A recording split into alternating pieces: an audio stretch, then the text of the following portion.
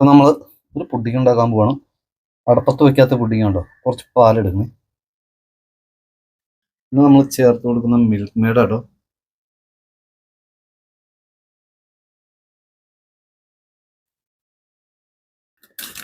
പിന്നെ നമ്മൾ ചേർത്ത് കൊടുക്കുന്ന കോഫി പൗഡർ ആട്ടോ. നമ്മൾ നന്നായിട്ട് മിക്സ് ചെയ്തെടുക്കണേ. കട്ടയൊന്നും ഇല്ലാതെ മിക്സ് ചെയ്തെടുക്കണം. വിപ്പിംഗ് ക്രീം ആട്ടോ എടുക്കണേ. കുറച്ച് ബൂസ്റ്റ് ആട്ടോ. അത് നമുക്ക് ബീറ്റർ വെച്ച് ഒന്ന് നന്നായിട്ട് മരിച്ചെടുക്കാം. വിപ്പിംഗ് ക്രീമിലേക്ക് ബൂസ്റ്റ് ആക്കാനാണ്.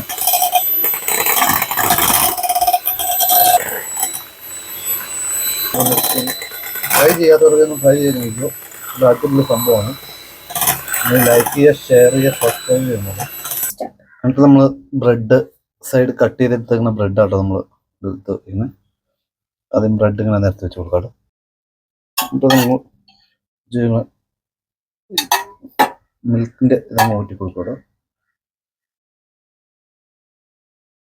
ചെയ്യണമെന്ന് പറഞ്ഞാൽ വിപ്പിംഗ് ക്രീമിൻ്റെ മുകളിൽ പറ്റി കൊടുക്കുന്നുണ്ട്.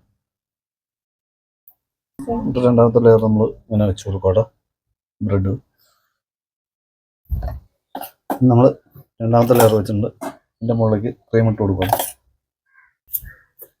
ഇനി നമ്മൾ കുറച്ച് ബൂസ്റ്റ് അരിപ്പയിലേക്ക് ഇട്ട് കൊടുത്തിട്ട് ഇതിൻ്റെ മുകളിലേക്ക് അരിച്ചെടുക്കുന്നത്. നമുക്ക് ചെറുതായിട്ട് അങ്ങനെ ഡിസൈൻ ഇട്ട് കൊടുക്കാം.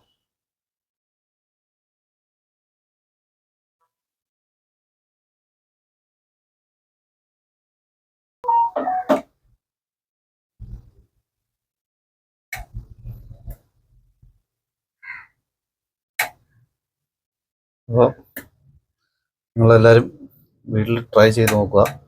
വലിയ മുടക്കമുള്ള പരിപാടിയൊന്നുമല്ല.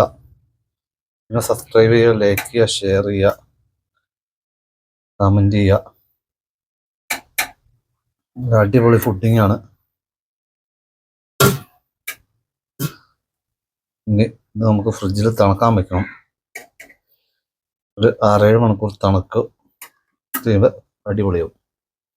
നേരെ കൂടുതൽ ഏതൊരു ദിവസം കൊണ്ട് നിങ്ങൾ ഉണ്ടാക്കി കഴിച്ചു നോക്കേണ്ട സാധനം കേട്ടോ ഈ പുഡിങ്.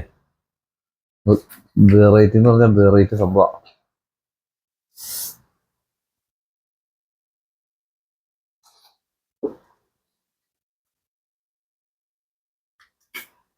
അടിപൊളി സാധനം കേട്ടോ. സബ്സ്ക്രൈബ് ചെയ്തോട്ടോ. സബ്സ്ക്രൈബ് ചെയ്ത് റെഡി ആക്കിയോട്ടോ. അടിപൊളി സംഭവം.